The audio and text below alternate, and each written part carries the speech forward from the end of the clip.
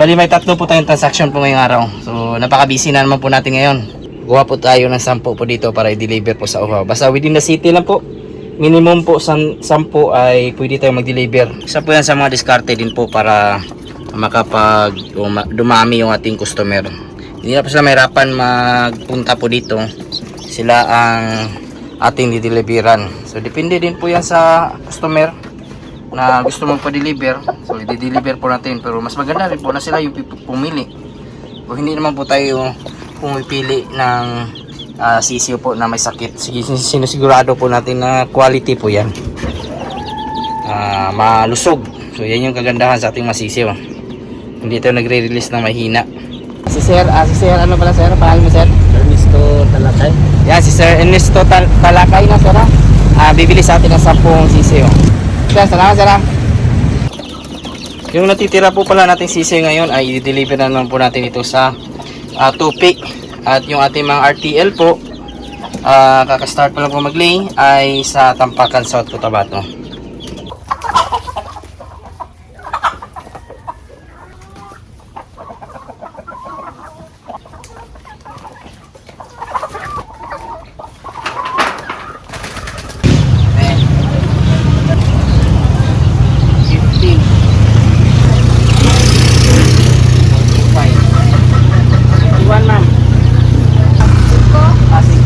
Salamat kayo ma'am, mga katambayan. Salamat kayo ma'am. Sino ko rin ma'am? So ito yung kukuha sa atin ng mga RTL katambayan o kaka-itlog pa lang po si Sir Dion Vicente. Yan mga katambayan. Nandito na tayo sa Tampakan.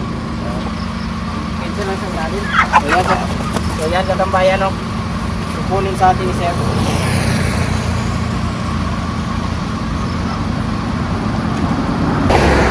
Bulan katambayan. 5-8 na lang sir. Kay sa ano. Sir. Ayan. Salamat sir. Kasi nakabili sa atin ng Rayyan Red. Sir Dion. Bumuti na po yung panahon katambayan at ngayon po ay mag-bacterial flushing po tayo gamit po yung ating Panamux Forte. So kahapon grabe yung ulan. So tamang-tama po na anuhan po natin ito. Magbigay ng antibacterial. Importante po yan sa pagmamanok. Hindi natin tinitipid yung ating mga alaga. Lalo na po maramihan. So napakaganda nito sa ating mga alaga. Pagkatapos na po kumain.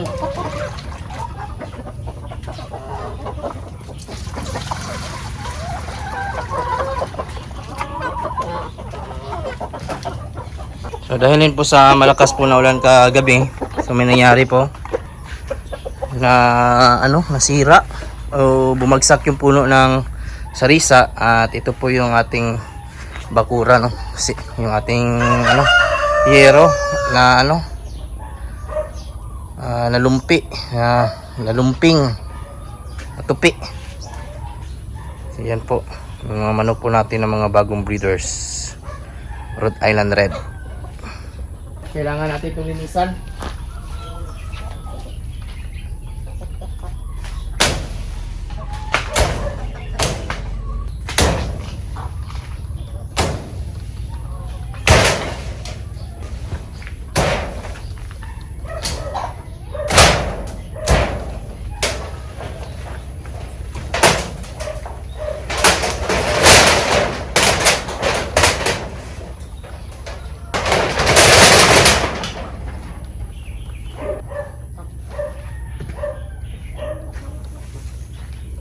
Yan, napisa na rin po yung ating mga pabubat guys.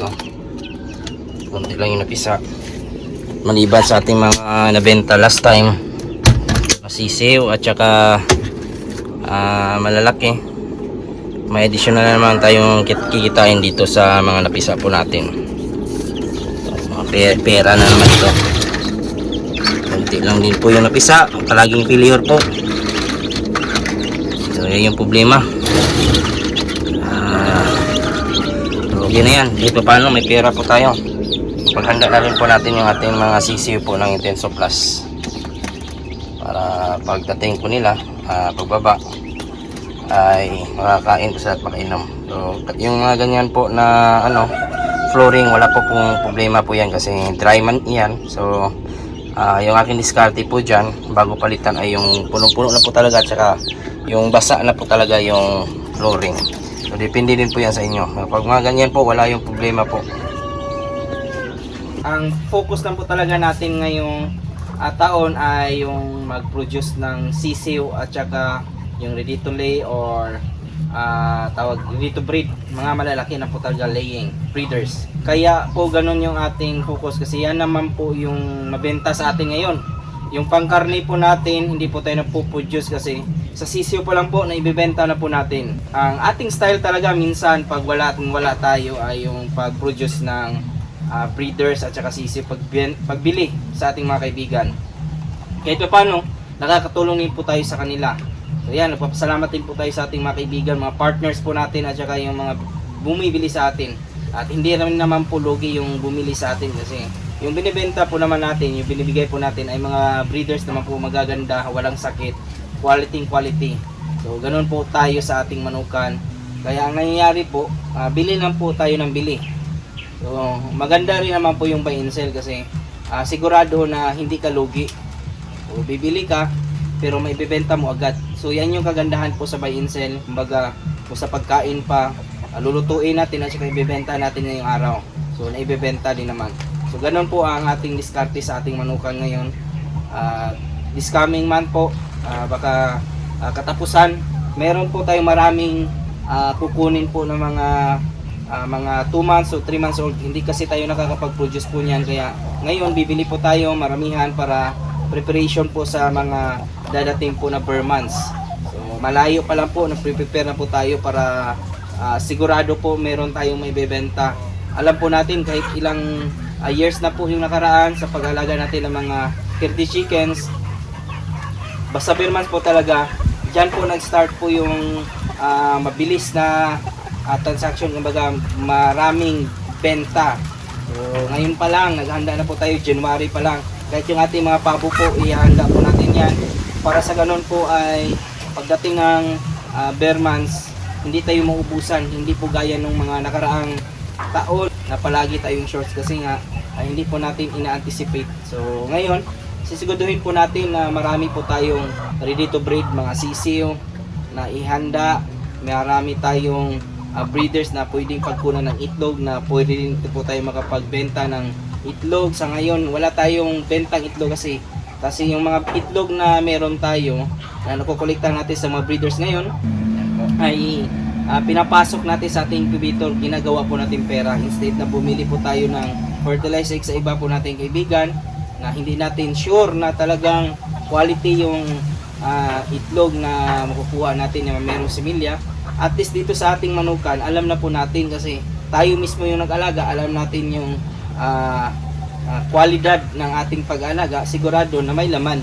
Kung hindi man lahat, at least 80 to 90% ang mapipisa. So yan yung kagandahan pag tayo mismo yung mag-produce sa ating mga itlog.